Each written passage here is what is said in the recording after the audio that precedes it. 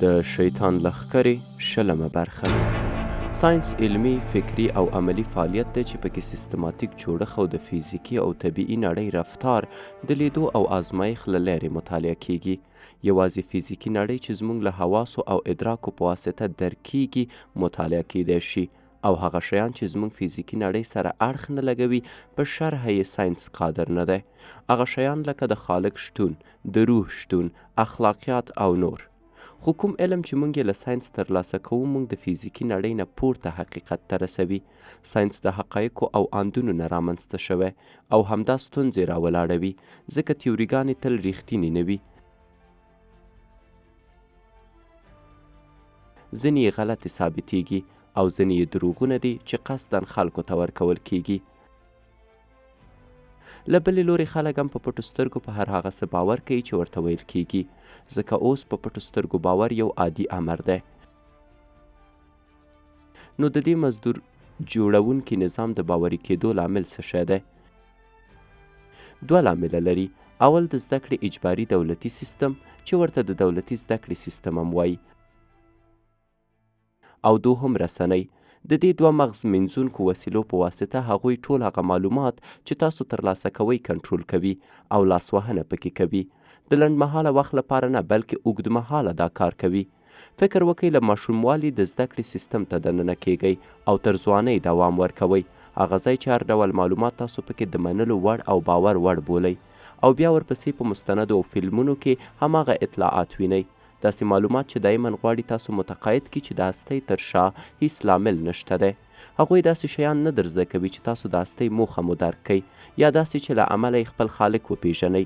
د بیلګې په ډول هیڅکله تاسو ته د فیوناچي د سلسلې د ارزښت اړوند څه نه وایي، چې خپله د یو طرح په شتون ښکاره دلیل دی، ځکه هغوی پوهیږي چې که داسې اطلاعات ترلاسه کړئ نو مغز مو په سرعت سره د اطلاعاتو په تحلیل او تجزیه قادر دی، او په سادګۍ سره دې پایلې ته رسیږئ چې د هر څه تر شا طرح یا خالق شته. او د همدې امله ښوونځیو او مدرسو کې دا شیان تاسو ته نه وایي. کیدای شي لږ یې پوهنتون کې ووایاست، خو هلته هم کوم لامل یې چې تر شا پروت دی درته نه روښانه کوي.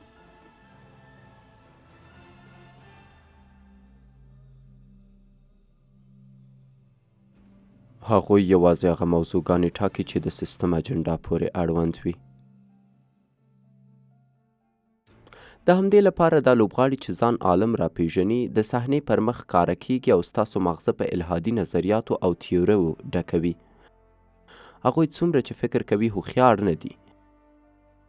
هغوی د سیستم لخوا د معتبره علماو په څیر پیژندل کیږي تر څو یې خلک په خبرو باور وکړي. سلګونه ډالره د هغوی د یو مستند لپاره مصرفیږي، او ټول مصرف یې ورته سیستم ورکوي. نو باید د هغې مستند محتویات د سیستم هیلې پوره کړی شي. نو د همدې امله سیستم یوازې هغه علماو ته کار کوي او ارتقا ورکوي چې شرایط پوره او ضوابط ولري. د همدې امله خو مشهوره علما هغوی دي چې بېدینه دي.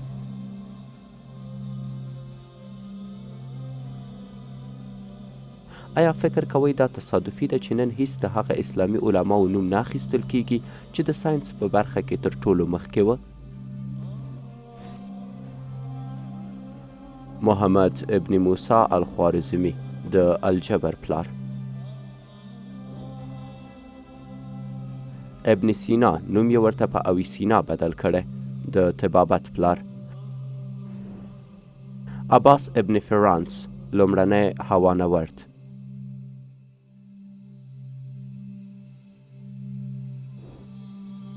حسن ابن حاتم د نور پیژندنې پلار. د دوی په څیر سلګونه مسلمان علما شته دی چې د علم په ډول ډول برخو کې مخته وه، خو ښوونځي کې هیڅکله یې تاسو نوم نه دی اورېدلی. زموږ باید دا په یاد وي چې د علومو ریښه بیالوژي، فیزیولوژي، طب، کیمیا، فیزیک، ریاضیات او داسې نور له اسلام سرچشمه اخلي. د اسلام دین مونږ څېړنو او موندنو ته هڅوي تر څو د خپلې فیزیکي نړۍ اړوند پوه شو. بنان پخوانیو مسلمانانو د علم په برخه کې لوی کشفیات درلوده چې له امله یې لومړی د نړۍ پوهنتون رامنځته شو، لکه هغه پوهنتون چې په قرطبه کې دی. پوهیږئ د اسلامي علومو مراکز نه یوازې د اسلامي علومو د مرکز په توګه بلکې د معاصره علومو د مرکز په توګه هم پیژندل کېدل او همدا مراکز و چې په ساینس کې د پراخ بدلون لامل شوه.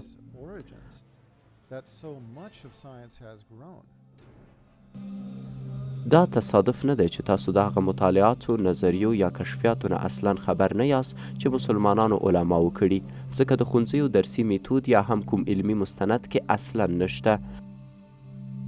دا هم تصادف نه دی چې نن هیڅ مسلمان عالم نشي کولی دا فرصت ولري چې د یو برجسته عالم په توګه صحنه کې ظاهر شي. په اصل کې علمي بنسټونه یوازې هغه خلک ټاکي چې د سیستم برنامې مخته یوسي. هغه خلک چې سیستم ورته هر څه ووایي دوی یې هم تکرار کړي. البته ټول معلومات چې تاسو ته یې درکوي دروغ نه دي. اکثریت معلومات چې تاسو یې د علمي بنسټونو نه ترلاسه کوئ سم دي، اما ډیر تمرکز د سمو اطلاعاتو په برخه کې نه دی، بلکې غلط مسایل ډیر تر بحث لاندې نیول کیږي. هغوی د اطلاعاتو په برخه کې له دوه لارو کار اخلي. اول هغوی غلط اطلاعات درکوي او په بې ربطه دلایلو له هغې ملاتړ کوي تر څو تاسو قانع کړي چې هغه د حقیقت په شکل وپیژنئ. او ډیری نظریات لیدل شوي چې په تیر کې فکر کېده صحیح دي، خو نن ټولې نظریې رد شوي دي. اوس فکر وکئ څو نسلونو به په هغې د حقیقت په توګه باور کړی وي. دوهم هغوی رښتینې معلومات درکوي، خو کوم لامل یې چې تر شا پروت دی یعنې خالق پټوي او په بدل کې غلط توضیحات لکه تصادف په شکل درپېژني چې گویا تصادفي نړۍ او هستي رامنځته شوې او په دې شکل الحاد په ټولنه کې رواجوي. درته یو مثال درکوم. یو زوی مې بیالوژي وایي او د بیالوژي ښوونکی یې د دې په اړه چې څنګه هر څه رامنځته شوه خبرې کوي. په بل عبارت له بیالوژي هغه کیهان پیژندنې ته لاړ و، د دې په ځای چې بیالوژي باندې تمرکز وکړي کوم چې د ژوندیو موجوداتو علم دی، هغه لاړو د هستۍ پیژندنې یا کیهان پیژندنې په اړه یې خبره کولې. دا دوه سره بیخي جلا برخې دي، اما د دواکوینز په څېر فیلسوفان زیست پیژندونکي دي. اما چون پوهیږي علم یې د هستۍ اړوند په اساسي پوښتنو کې ناچیزه دی، نو د همدې امله تل لیواله دي او تل ضد کوي چې میتافیزیک او فلسفې ته ورټوپ کړي. په داسې حالت کې چې دې برخه کې دوی هیڅ علمیت نه لري، خو هغوی زیرکه خلک دي، مطالعه کوي او د همدې لپاره د هستۍ د منشا اړوند نظریات ورکوي او موضوعګیري کوي. بیالوژي یوه بیله برخه ده. نو اړینه ده چې په یاد مو پاتې شي چې د هغوی د کیهان پیژندنې ډیری پایلې ناسمې خیږي. د مثال په ډول هغوی په خالق یا پروردګار ایمان نه لري. د دې کیهان پیژندونکو اکثریت یې ویلي چې که چیرته لویه چاودنه یا بیگ بنګ شوی وي نو د موازي نړیو د رامنځته کېدو چانس هم شته دی. نو داسې یوه پروسه چې د هرې نړۍ په منځ کې بله نړۍ رامنځته کوي. دا ټول یو فکر او ګمان دی او بیا په تختې باندې جادویي فرمولونه لیکي. تاسو د انشتاین انځورونه هم ورسره وینئ، ټوله جادو ده. جبرش پوهیږئ، جبرش له څه نه اخیستل شوی، ریښه یې د جابر بن حیان نه ده، ځکه کله چې د جابر کتابونه اروپا ته ورسېدل هغوی یې د پوهېدو ځواک نه درلود، ځکه یې ورته جبرش یا چټیات ویل. دا یې سم مصدر پیژندنه ده. نو دا فرمولونه لیکي چې البته تاسو یې نشئ درک کولی، یوازې 15 نفره په ځمکه کې په دې فرمولونو باندې پوهېدلی شي. سمه ده. او بیا وایي د کوانتوم په فیزیک کې داسې شي امکان رامنځته کړی دی چې اشیا خپله رامنځته کیږي. هغوی پوهیږي چې څنګه هغه حقیقت کې لاسوهنه وکړي چې پکې ژوند کوي. خپل مغز ته فکر وکئ. ټول حقیقت چې تاسو یې تجربه کوئ د مغز په واسطه درک کیږي. ستاسو مغزه د درک، پردازش، تجزیه او تحلیل ځواک لري چې له خپل چاپیریال یې اخلي او بیا کوم پخوانی علم چې لرئ د هغې په مرسته ستاسو مغزه دا ورکول شوي اطلاعات یا رد کوي او یا یې د حقیقت په توګه مني. اوس یوه شیبه فکر وکئ چې څه کیږي که درته یو څوک له ماشومتوب نه تر اوسه ستاسو مغزه په جعلي اطلاعاتو ډک کړي او ستاسو مغزه په غلطو نظریو تغذیه کړي. ستاسو مغزه د اطلاعاتو سره عادت کوي او هغه د حقیقت په توګه مني او بې له هغې بل فکر نشئ کولی او دا هغه کار دی چې سیستم یې له تاسو سره کوي. دا په دې معنا چې د حقیقت یوه برخه چې تجربه کوئ یې له دروغو جوړه شوې او په پایله کې اکثریت د خلکو دا دروغونه او غلط اطلاعاتو ته د حقیقت په سترګه ګوري او خپل ژوند د هغې په اساس مخته بیایي. نن د ساینس تر ټولو ډیر تمرکز د داروین د تکامل په نظریې باندې او د کیهان پیژندنې په برخه کې اکتشافاتو باندې دی. د داروین د تکامل تیوري په واسطه هغوی تاسو ته ډاډ درکوي چې باور وکړئ چې هر څه له میلیونه کالونو له یو شکل په بل شکل په طبیعي ټاکنه سره د ځینو تصادفي پیښو په واسطه بدل شوي او تکامل یې کړی. نو انسان هم د همدې پروسې پایله ده. هغوی غواړي تاسو باوري کړي چې د خلقت په نوم هیڅ هم نشته او د آدم علیه السلام داستان جعلي دی. آیا پوهیږئ چارلز داروین څوک و او څنګه یې د تکامل نظریه وړاندې کړه؟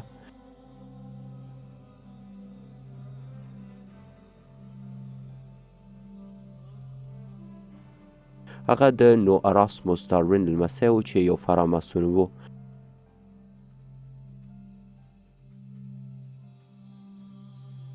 او اراسموس داروین طبیب، فیلسوف او شاعر و چې کلونه مخکې له داروین یې د تکامل اړوند په خپلو شعرونو کې ویلي وه. دا فلم د راجر مورنو مصاحبه ده چې د فرامانسوري پخوانی غړی دی. هغه د تکامل د تیورۍ حقیقت افشا کوي. کشیش وویل چې د شیطان نقشه د انسان د بیلارۍ لپاره داسې ده.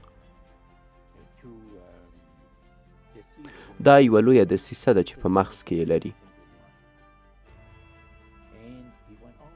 او هغه وویل چې څنګه شیطان غواړي دا دسیسه عملي کړي او ویې ویل یو سړی د داروین په نوم دی او یو بل سړی دی د توماس انډریو هاکسلي په نوم.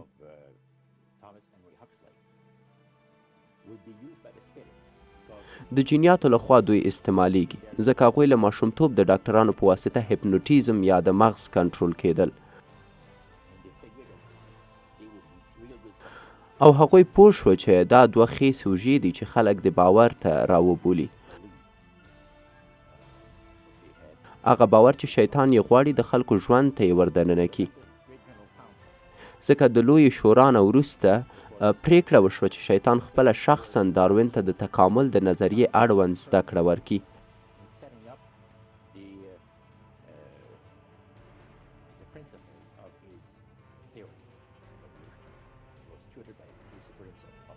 هغه ته د لوسیفر لخوا درس ورکول کېده او هغه وخت شیطان او جیني مشاورین پوه شوي وه چې که چیرته کوم څوک د تکامل په نظریې باورمند شي نو د هغه په ژوند کې د پیدایي خونۍ چې انجیل کې ذکر شوی او اصلي سعادت او وروستۍ موخه یې ده هغه به له منځه لاړه شي. یعنې د انسان خوشبختي به له منځه لاړه شي. بلې اوس هغه بېنظیره بیانیه ورکړه.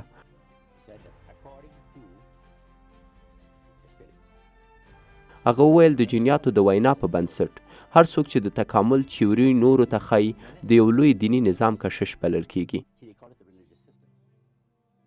وګورئ دې ته یې دیني نظام وویل ځکه دا خلکو لپاره د زده کړې یو سیستم دی چې د انسانانو له مسیحیت نه د بېلارې کولو لپاره دی. او هغه وویل چې هر معلم چې دا تیوري نورو ته ښیي د جینیاتو لخوا یو محترم شخص بلل کیږي او یو بخشش او ځانګړې رتبه د شیطان لخوا ترلاسه کوي. یعنې د دوکې باور کولو او د خلکو د دین د بدلولو لپاره ورته یو ځواک ورکول کیږي. نو 3 ظرفیته د دې تیوري د معلمینو لپاره کارول کیږي. دا لا بسنه نه کوي. کشیش وویل چې دا تیوري شیطان ته دومره ارزښتناکه ده چې په آسمان او کهکشان کې د ټولو په وړاندې هغه به ځینې ښکلي او مغروره جنیات د دوی خدمت کې ورکړي چې د عمر تر پایه د هغوی په اختیار کې واوسي. او له بلې لورې کیهان پیژندونکي له ناسا نه د ځینې کشفیاتو ادعا کوي. مثلا د داسې سیارو د کشف خبره کوي چې گویا د ځمکې په څیر دي. مثلا کپلر 22 بی او یا کلیزا 581 جی. دې کار سره هغوی غواړي تاسو متقاعده کړي چې په کیهان کې نورې سیارې هم د ژوند کولو لپاره شته او بیا له ځمکې بهر د نورو موجوداتو د اوسېدو خبره کوي او وایي چې کیدای شي دا سیارې د اوسېدو ځای وي. دا ویرونکې ده چې نن د فرازمیني موجوده خبره د ساینس تر ټولو ګرمه خبره بلل کیږي.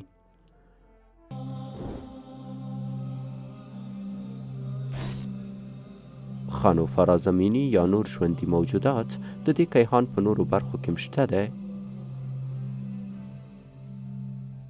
په حقیقت کې دا د غیبو له ډلې یوه خبره ده او علم یوازې د الله تعالی سره دی. خو په قرآن کریم کې داسې آیتونه شته ده چې ممکن د نورو موجوداتو په شتون باندې د دې عالم په نورو برخو کې دلالت وکړي، چیرته چې الله تعالی فرمایي او الله داسې شیان پیدا کړي چې تاسو پرې نه پوهیږئ. او په بل آیت کې هغه فرمایي او د هغه د ځواک نښې د اسمانونو او ځمکې پیدایښ او پکې د خوځېدونکو پاشل یا تیت کول په دې دوو کې دي. د قرآن دې آیتونو او نور آیتونو ته په کتو موږ نشو کولی د نورو موجوداتو شتون د هستۍ د عالم په نورو ساحو کې رد کو، خو کوم څه چې دا علما تاسو ته وایي دروغ دي او تر شا یې یوه لویه اجنډا پرته ده.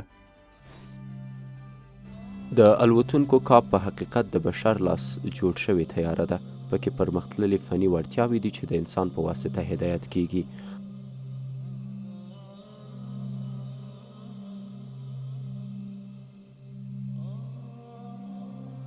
او هغوی له سیاست، علم، د سرګرمۍ له صنعت استفاده کوي ترڅو دا پدیده ډیر ارزښت په خلکو کې پیدا کړي، ترڅو یې تاسو په شتون په رښتیا باوري شئ.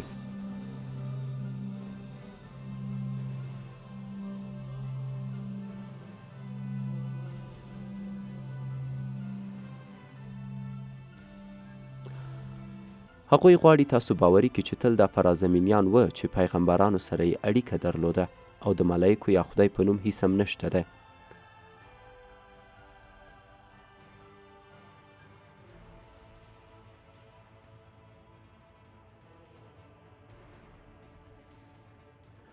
دا پروژه په اصل کې د نړۍ ماده ګرا کول دي ترڅو نړۍ کاملا له مذهبي عقایدو پاکه کړي.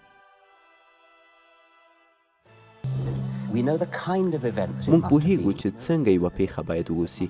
مونږ پوهیږو چې څنګه یوه پیښه به د حیات د رامنځته کېدو لپاره شوې وي. څه ډول پیښه؟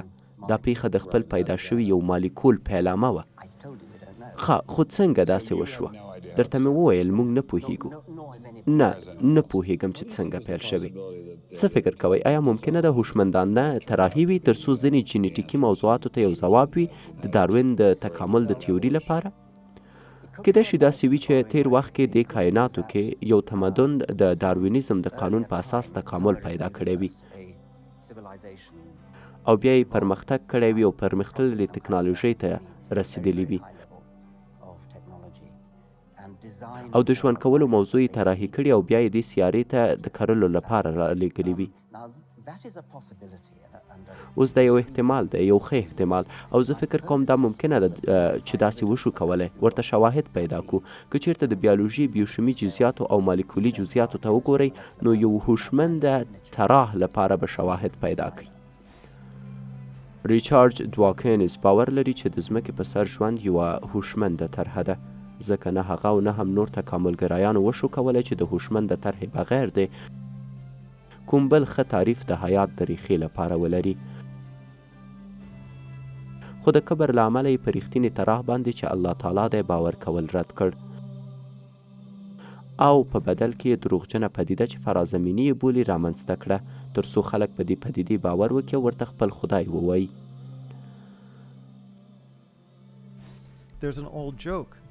یوه پخوانۍ ټوکه د یو عالم اړوند ده چې د خلقت په اړه یې خبرې کولې او له خبرو وروسته یې یوه زړه ښځه پورته شوه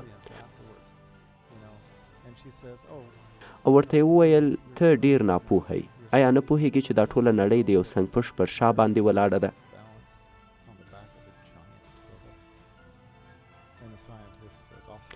عالم وخندل او ورته یې وویل چې ښه نو دا راته ووایه چې سنګپوش په څه شي ولاړ دی؟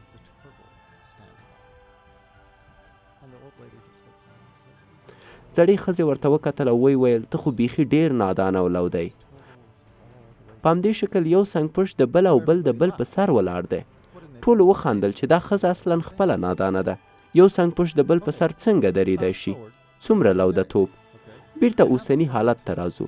تاسو یو ساینسپوه وینئ چې په سټیج ولاړ دی او د لوی انفجار اړوند د حیات د پیل په توګه خبرې کوي او د تکامل اړوند د طبیعي ټاکنې په توګه توضیح ورکوي. د حیات د بدلون په اړه خبرې کوي. ورنه پوښتنه وکړئ چې ژوند له کومه پیل شو. پوهیږئ ځواب یې څه دی؟ تر ټولو مشهوره ځواب یې دې ورځو کې وایي چې ژوند له فضا نه ځمکې ته راغلی. یو ځل بیا سمه هماغه کیسه چې مخکې مې وکړه. دا د څه شي ځواب نه دی.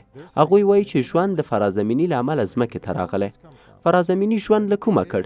او هغوی له نورو فرازمینیو ژوند ترلاسه کړی. ښه هغوی ژوند له کومه کړ؟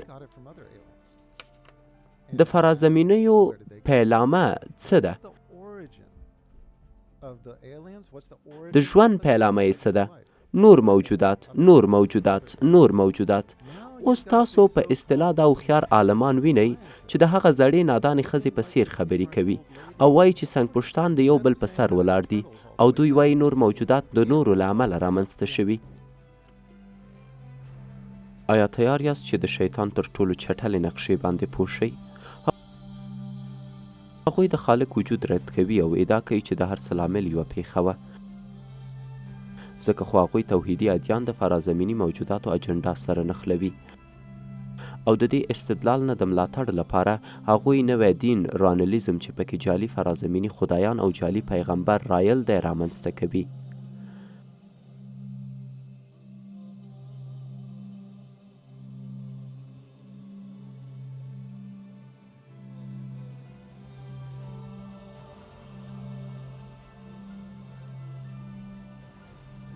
د بایبل لومړی آیت وګورئ. د پیدایښت کتاب لومړی چپټر لومړی آیت وایي په پیل کې خدای آسمان او ځمکه پیدا کړه. د خدای کلمه په عبري کې الوهوم ده.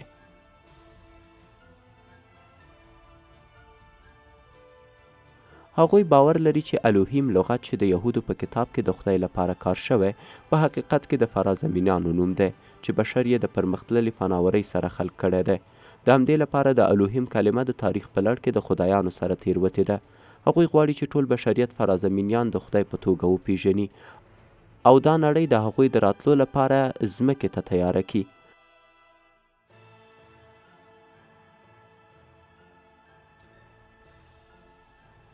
په حقیقت کې هغوی دریمه کلیسا د دجال د راتلو لپاره تیاره کوي او موخه یې دا ده چې خلک باوري کړي چې دجال د فرازمیني موجوداتو نه یو دی.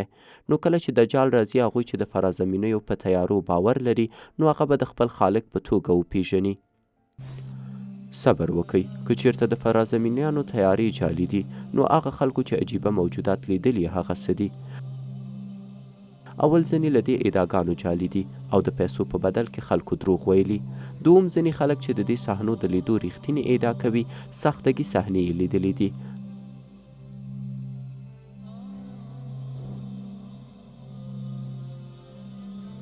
دریم په ډیرو برخو کې افرادو ریښتینې موجودات یعنی پیریان لیدلي دي. ډیری داستانونه شته. په هغه خلکو چې باور لرم هغوی را سره د پیریانو لیدو تجربې صحرا کې شریکې کړي. شته خلک چې داسې تجربې لري. موږ غواړو ډیری داسې موارد نالیدلي ونیسو چې خلک ورسره مخامخ کیږي. مثلا د ناپیژندلو موجوداتو لخوا تښتول. د انسان تښتول هغه کار دی چې له پخوا یې پیریان کوي. ځکه پیریان انسانان تښتوي. پوهیږي خلک د پیریانو لخوا ورک شوي او ورباندې ځینې کارونه شوي. داسې داستانونه شته چې نړۍ په سراسر کې به ډیر خلک وګورئ چې داسې شیان یې تجربه کړي دي. اوس غواړم تاسو پیل ته یوسم له هغه ځایه چې ابلیس خپله دښمني انسان سره پیل کړه. پوهیږئ چې ولې یې آدم علیه السلام ته له سجدې کولو ډډه وکړه؟ ځکه آدم علیه السلام سره یې بخیلي وکړه، سره له دې چې الله تعالی پیریانو ته ځانګړي خصوصیات ورکړي چې موږ انسانان هغه صفات نه لرو. مثلا هغوی ډیر ځواکمن دي او په ډول اشکالو ظاهر کیدای شي. زموږ له لید پټ دي، زموږ بدن ته دننه کیدای شي او ډیرې نورې ځانګړتیاوې چې موږ یې نه لرو. خو بیا هم یو شی دی چې ابلیس یې بخیلۍ ته مجبوره کړ او هغه عقل او هوش دی. انسان نسبت پیریانو ته باهوشه دی او شیطان د بخیلۍ له امله وویل زه له آدم علیه السلام نه بهتره یم او ورته سجده نه کوم. له هماغه شیبې تر اوسه له فرصت نه ګټه اخلي تر څو وښیي چې هغه او اولاده یې له انسان نه بهتره ده. او نن یې یوه ستره برنامه د فرازمینیانو اجنډا ده. په حقیقت کې داسې موجودات چې خلک ورته فرازمینی وایي او هغوی د ځینې علمي مستندونو او فلمونو له لارې پیژني نشته دی. د دوی تیاري په اصل کې نظامي پرمختللې فناوري ده او د انسان تښتونې تر شا اصلي لاس د پیریانو دی چې فرازمینی موجودات نه دي بلکې فرابودي موجودات دي او په ځمکه کې اوسیږي. پوهیږئ رایل څوک دی؟ رایل یو 33 درجه فراماسون دی چې د رایلیزم بنسټ یې د لوسیفر یا شیطان د زده کړې پر اساس کیښود. هغه تل د پیریانو سره په اړیکه کې و چې ورته یې ویل څنګه اجنډا باید مخته یوسي. نو د ماسونیک یا ریالیزم د دین اجنډا څه شی دی؟ اول هغوی غواړي خلک باوري کړي چې هیڅ خدای نشته دی. دوهم ابلیس او د هغه اولاده غواړي خلک په دې باوري کړي چې ناپېژندل شوي موجودات اصل کې همدا جنیات له بشر نه ډېر هوښیار دي، ان په دې حد کې چې د دې دین پیروان هغوی خپل خدایان بولي او هغوی ته سجده کوي. ځکه دا د ابلیس ژمنه ده چې وښایي له بشر نه بهتره دی او د دې په ځای چې آدم علیه السلام ته سجده وکړي انسان باید هغه او اولاده ته یې سجده وکړي. دریم د خلکو هڅونه د شیطاني کړنو د ترسره کولو لپاره او د فیمینیزم په څیر خوځښتونو نه حمایت یا هم جنسګرایي او داسې نور.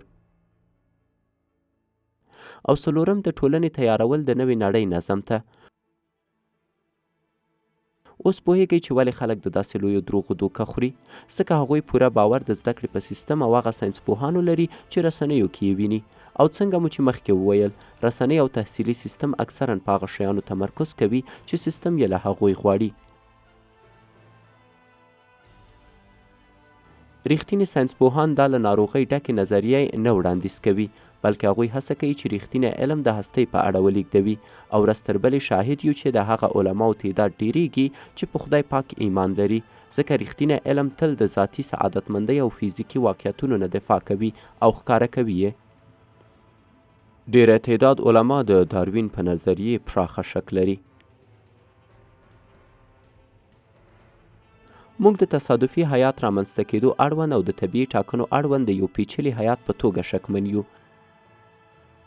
باید د داروین په تیوري باندې کره څېړنه وشي. له زرګونو ډېر علما چې پی ایچ ډي لري د نړۍ له سراسر یې دا لست لاسلیک کړی دی. زه شک لرم. هغه ادعاګانې د ځواک لپاره د تصادفي حیات لپاره او طبیعي ټاکنې لپاره د یو پیچلي ځواب په توګه چې د ژوند د پیدایښت اړوند وي او په کوچني 40 کلو کې هو همدا 40 کلو کې وینئ چې ډیری علما په یو خدای باندې ایمان لرونکي شوي او نور نشئ کولی د خالق نه انکار وکړي بلکې د خالق په شتون باور لري او کوم څه چې ساینس یې وړاندیز کوي لکه بیگ بینګ.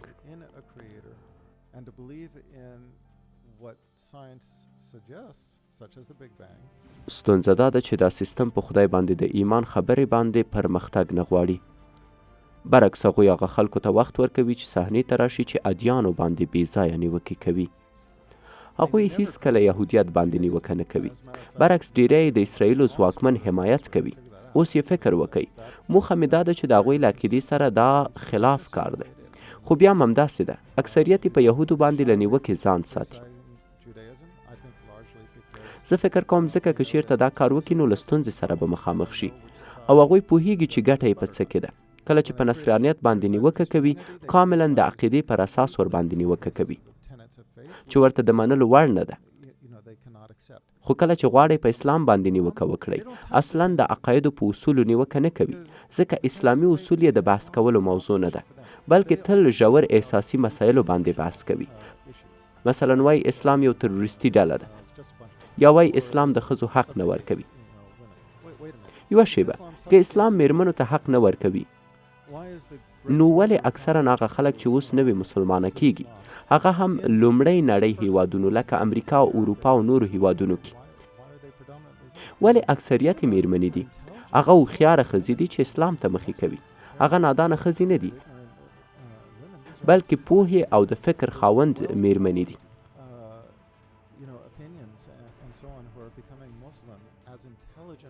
ورنه پوښتنه وکړه او ته به بیا ځواب پیدا کړي ځکه اسلام د ښځو حق ورنه نه اخلي. اکثرا دا ښځې وایي چې اصلي خپلواکي موږ اسلام کې ترلاسه کړې ده. تاسو باید د خپل وخت یوه حصه له ماشومانو سره تیره کړئ او له هغوی د هغه شیانو په اړه پوښتنه وکړئ چې رسنیو او ښوونځیو کې زده کوي او هغوی د شیطان له دسیسو باید خبر کړئ او باید هغوی ته ور زده کړئ چې څنګه سم له ناسم نه جلا کړی شي. دا له هغوی سره مرسته کوي چې د ساینس په نوم د هغه دروغو دوکه ونه خوري چې ورته ویل کیږي. ښه نو آیا دا ټول معلومات په دې معنا دي چې تاسو باید ساینس زده نه کړئ؟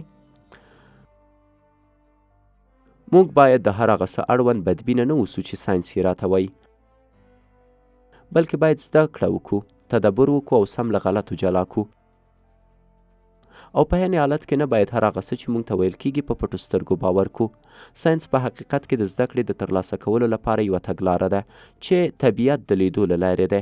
د قرآن په ډیرو آیتونو کې الله تعالی موږ ته امر کوي چې طبیعت وګورو او له موږ یې غوښتي دي چې د هغه نښو په اړه فکر وکړو چې هستۍ کې شته ده. مشخصا په اسلام کې دین او علم د دوه لورو په شکل چې یو بل تکمیل کوي او د یو حقیقت په توګه منل شوی، داسې چې د دواړو ترمنځ هیڅ تضاد نشته دی، ځکه دواړه له یوې منبع سرچینه اخلي. برعکس قرآن کریم خلک تفکر، تجسس، درک، نیوکې او د رښتیا موندنې ته د برهان په اساس ترغیب کوي. نو د همدې امله موږ باید ساینس د ایمان په رڼا کې زده کړو.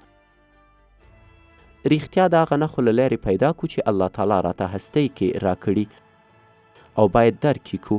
هغه ټوله هستي له نښو ډکه پیدا کړې د هغه خلکو لپاره چې ورنه پند واخلي. دوام لري انشاءالله.